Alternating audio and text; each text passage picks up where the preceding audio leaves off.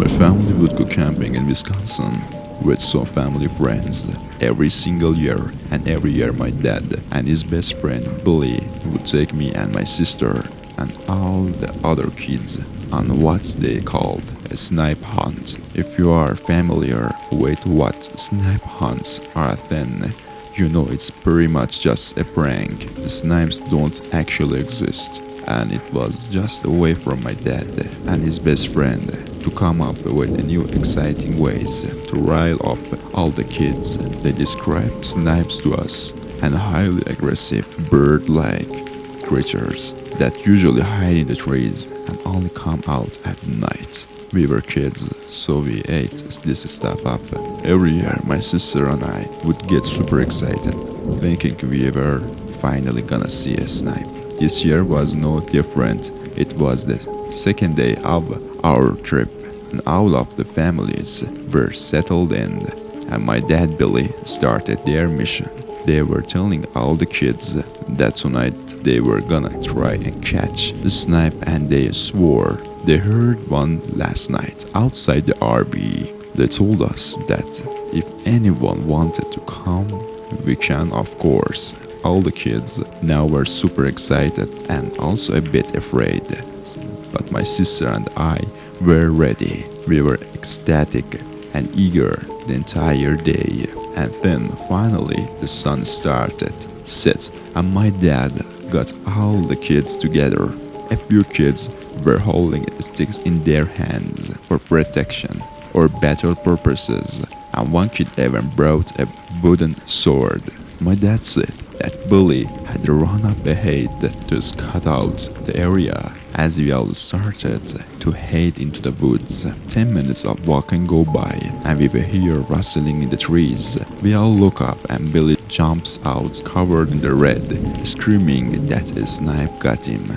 All the kids starting running and screaming, and me being 8 also didn't know that it was just a prank, so I started running too. I didn't know what direction I was running in, but I sprinted through the woods until I found a tree that had a big bush in it which I could hide in. I remember trying my best not to cry or make any noise. A few minutes go by of hearing nothing, and I peeked out of the bushes, and that's when I saw it. Something that sort of resembled a dog, except his legs were abnormally long and skinny.